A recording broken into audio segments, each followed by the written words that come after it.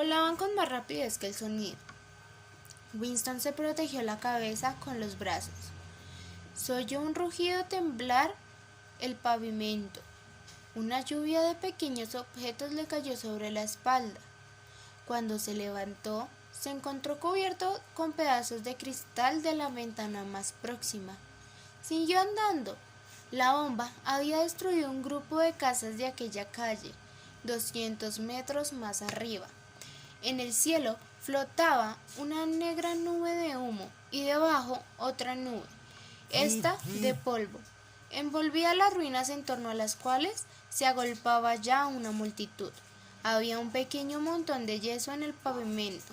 Delante de él y en medio se podía ver una brillante raya roja.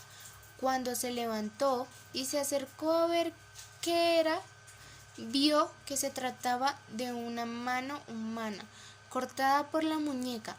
Aparte del sangriento muñón, la mano era tan blanca que parecía un molde de yeso. Le dio una patada y la echó a la cloaca, y para evitar la multitud, torció por una calle lateral a la derecha. Los 3 o 4 minutos estaba fuera de la zona afectada por la bomba, y la sordida vida del suburbio se había reanudado como si nada hubiera ocurrido. Eran casi las 20 y los establecimientos como si nada hubiera ocurrido. Debía frecuentarlo por los proles. Les llamaban con una palabra antiquísima, tabernas. Estaban llenas de clientes, de sus puertas oscilantes, que se abrían y cerraban sin cesar. Salía un olor mezclado de orines, serrín y cerveza. Era un ángulo formado por una casa de fachada saliente. Estaban reunidos 3 hombres. El de en medio tenía en la mano un periódico doblado que los otros 2 miraban por encima de sus hombros. Antes ya de acercarse lo suficiente para ver la expresión de sus caras, pudo deducir que Winston, por la inmovilidad de sus cuerpos, que estaban absortos, lo que leían era seguramente algo de mucha importancia. Estaba a pocos pasos de ellos, cuando de pronto se deshizo del grupo y 2 de los hombres empezaron a discutir violentamente. Parecía que estaba a punto de pegarse. ¿No puedes escuchar lo que te digo? Te aseguro que ningún número terminado en 7 ha ganado en estos 14 meses. Te digo que sí. No, ha salido ninguno terminado en 7. En casa los tengo apuntados todos en un papel. Desde hace 2 años nunca dejo de copiar el número. Y digo que ningún número ha terminado en 7. Sí, un 7 ganó. Además, sé que terminaba en 407. Fue en febrero, en la segunda semana de febrero. Ni en febrero ni en nada. ¿Te digo lo que tengo apuntado? Bueno, a ver si lo dejáis, dijo el tercer hombre. Estaban hablando de la lotería. Winston volvió la cabeza cuando ya estaba a 30 metros de distancia. Todavía seguían discutiendo apasionadamente. La lotería, que pagaba cada semana enormes premios, era el único acontecimiento público al que los proles concedían una seria atención. Probablemente habían millones de proles para quienes la lotería era la principal razón de su existencia. Era toda su delicia, su locura, su estimulante intelectual. En todo lo referente a la lotería, hasta la gente que apenas sabía leer y escribir parecía capaz de intrincados cálculos matemáticos y de asombrosas proezas memorísticas. Toda una tribu de proles se ganaba la vida vendiendo predicciones, amuletos, sistema para dominar el azar y otras cosas que servían a los maniáticos. Winston nada tenía que ver con la organización de la lotería, dependiente del Ministerio de la Abundancia, pero sabía perfectamente, como cualquier miembro del partido, que los premios eran su mayor imaginario. Solo se pagaban pequeñas sumas y los ganadores de los grandes premios eran personas inexistentes. Como había bandera de comunicación entre una y otra parte de Oceanía, esto resultaba muy fácil. Si había esperanzas, estaba en los proles. Esta era la idea esencial. Decirlo sonaba a cosa razonable, pero al mirar a aquellos pobres seres humanos, se convertía en un acto de fe. La calle por la que descendía Winston le despertó la sensación de que ya antes había estado por allí y que no hacía mucho tiempo fue una calle importante. Al final de ella había una escalinata por donde se bajaba a otra calle, en la que estaba un mercantillo de legumbres. Entonces recordó Winston dónde estaba. En la primera esquina, a unos 5 minutos de marcha, estaba la tienda de su compraventa, donde él había adquirido el libro en blanco en donde ahora llevaba su diario. Y en otra tienda, no muy distante, había comprado la pluma y el frasco de tinta. Se detuvo un momento en lo alto de la escalinata. Al otro lado de la calle había una sordida taberna cuyas ventanas parecían cubiertas de escaracha, pero solo era polvo.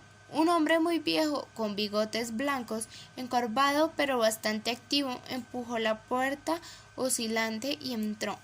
Mientras observaba desde allí, se le ocurrió a Winston que aquel viejo, que por lo menos debía tener unos 80 años, habría sido ya un hombre maduro cuando ocurrió la revolución. Él y unos cuantos como él eran los últimos eslabones que unían al mundo actual con el mundo desaparecido del capitalismo. En el partido no había mucha gente cuyas ideas se hubieran formado antes de la revolución. La generación más vieja había sido barrida casi por completo en las grandes purgas de los años 50 y 60, y los pocos que sobrevivieron vivían aterrorizados y en una entrega intelectual absoluta. Si vivía con alguien que pudiera contar con veracidad las condiciones de la vida en la primera mitad de la historia que había copiado en su diario, y se asaltó un impulso loco, entraría en la taberna, trabaría conocimiento con aquel viejo y le interrogaría. Le diría, cuéntame su vida. ¿Cuándo era usted un muchacho? ¿Se vivía entonces mejor que ahora o peor? Precipitadamente, para luego no tener tiempo de asustarse. Bajó la escalinata y cruzó la calle. Desde luego era una locura como de costumbre.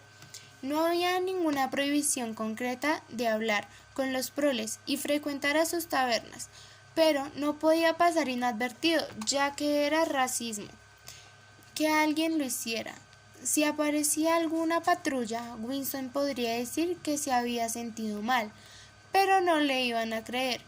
Empujó la puerta y le dijo en la cara un repugnante olor a queso y cerveza agria. Al entrar las voces casi se apagaron.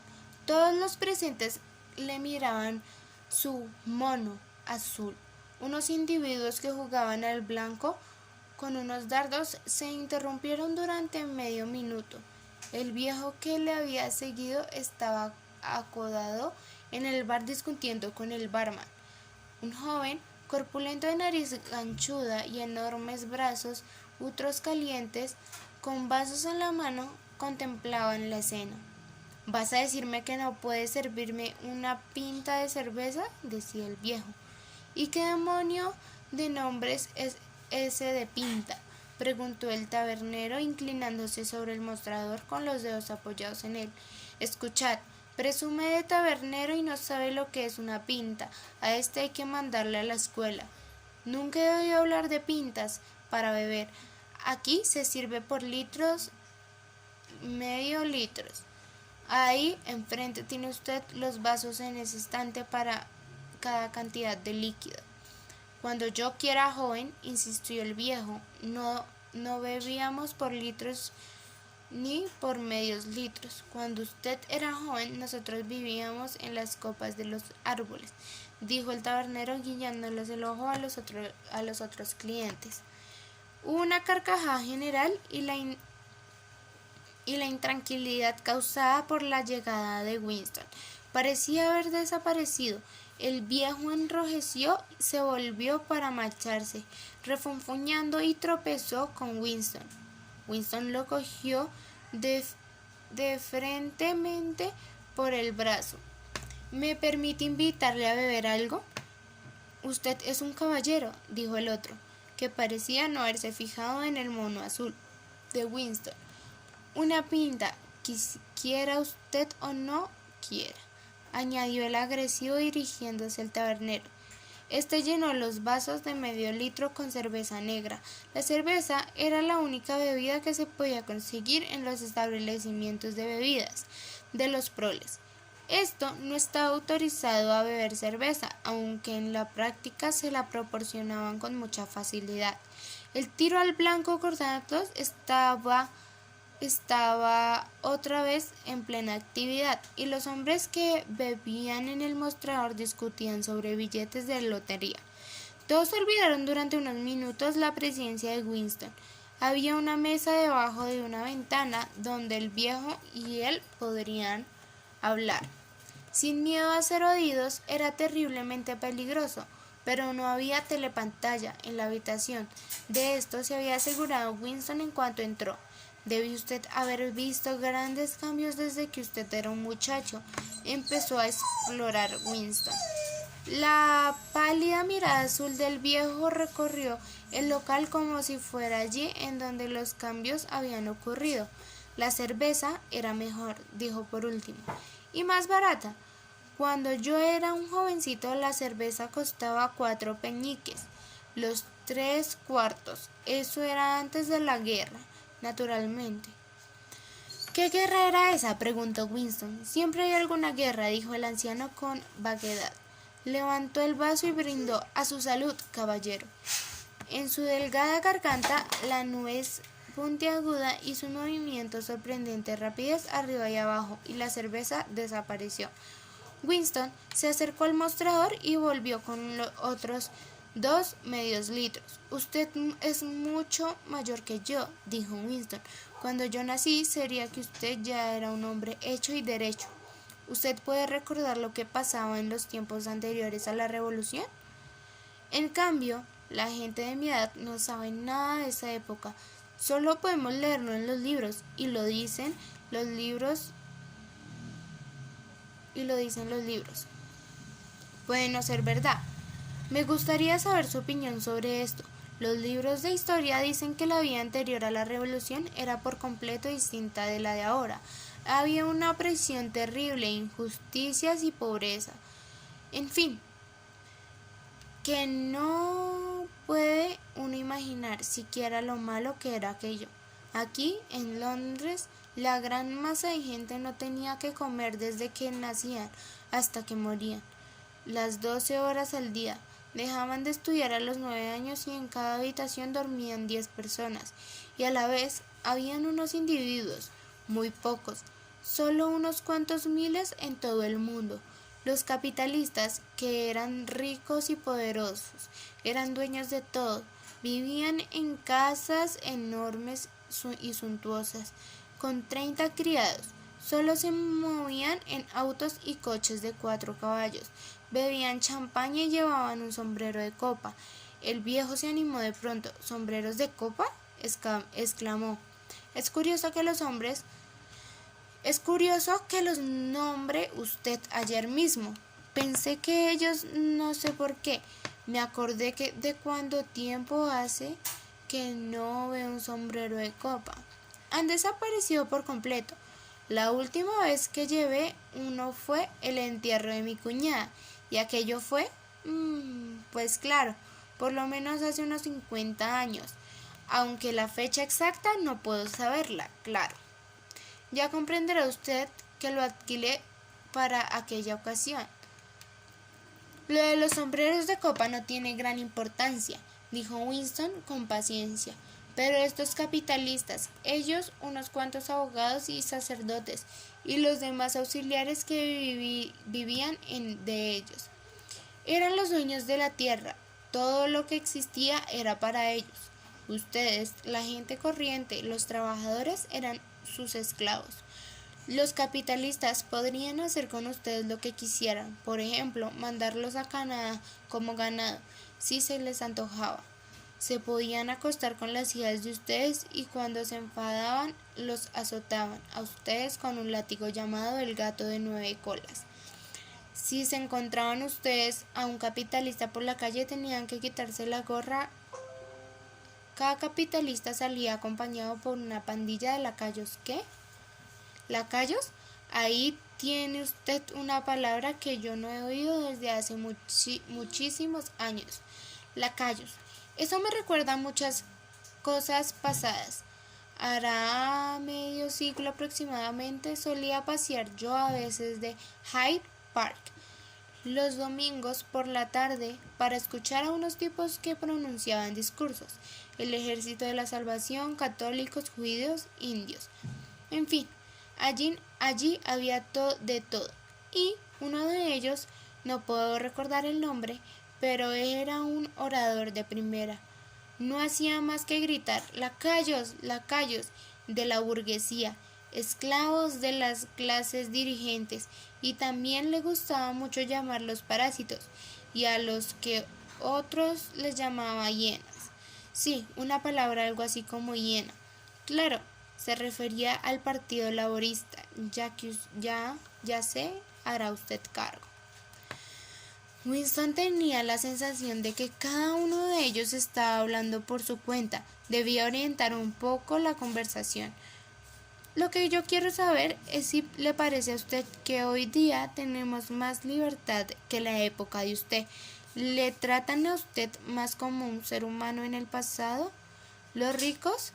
¿Los que estaban en lo alto? La Cámara de los Lores evocó al viejo.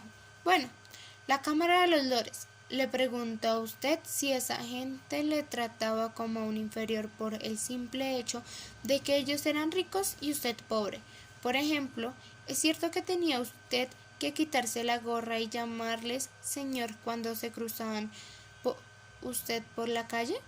El hombre reflexionó profundamente antes de contestar. Se bebió un cuarto de litro de cerveza.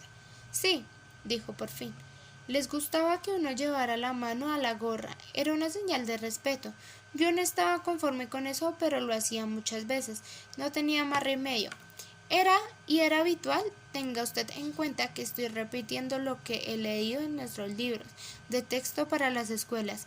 Era habitual en aquella gente, en los capitalistas, empujarles a ustedes de cerca para tener libre paso.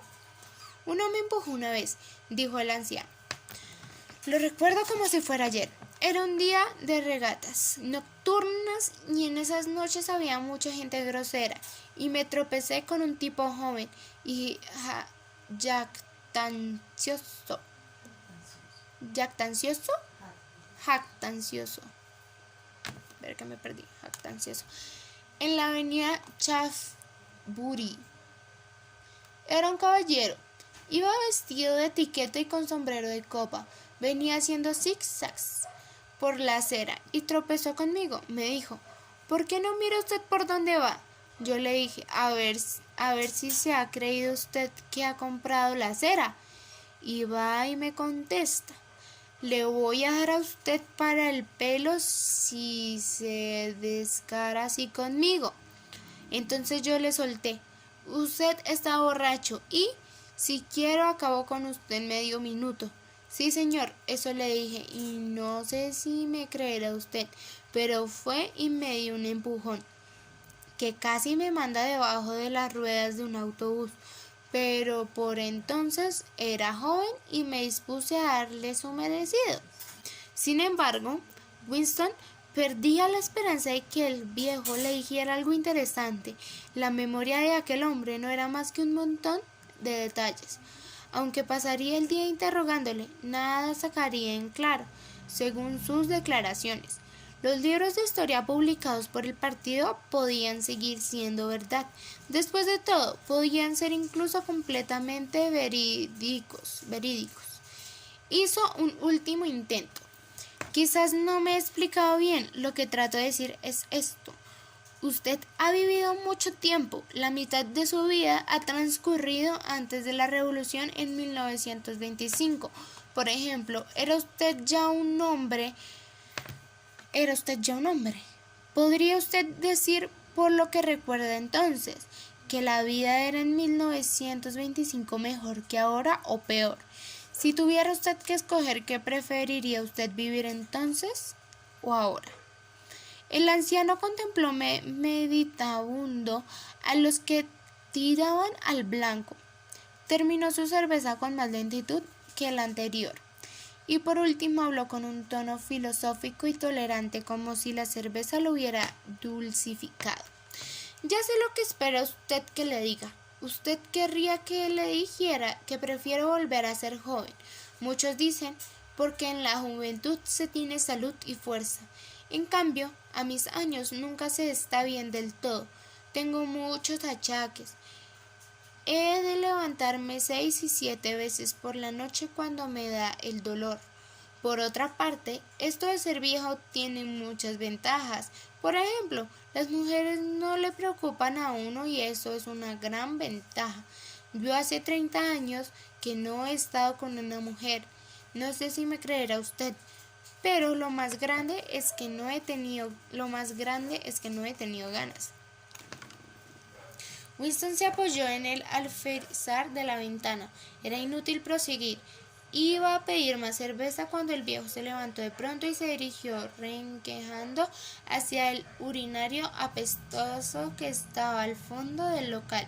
Winston siguió unos minutos sentado contemplando su vaso vacío y, casi sin darse cuenta, se encontró otra vez en la calle. Dentro de 20 años, a lo más, pensó. La inmensa y sencilla pregunta: ¿era la vida de antes de la revolución mejor que la de ahora? Dejaría de tener sentido por completo, pero ya ahora era imposible contestarla, puesto a que los escasos supervivientes del mundo antiguo eran insignificantes. Una pelea con un compañero de trabajo, la búsqueda de una bomba de bicicleta que habían perdido, la expresión habitual de una hermana fallecida hacía muchos años, los torbellinos de polvo que se formaron en una mañana tormentosa hace 70 años, pero todos los hechos trascendentales quedaban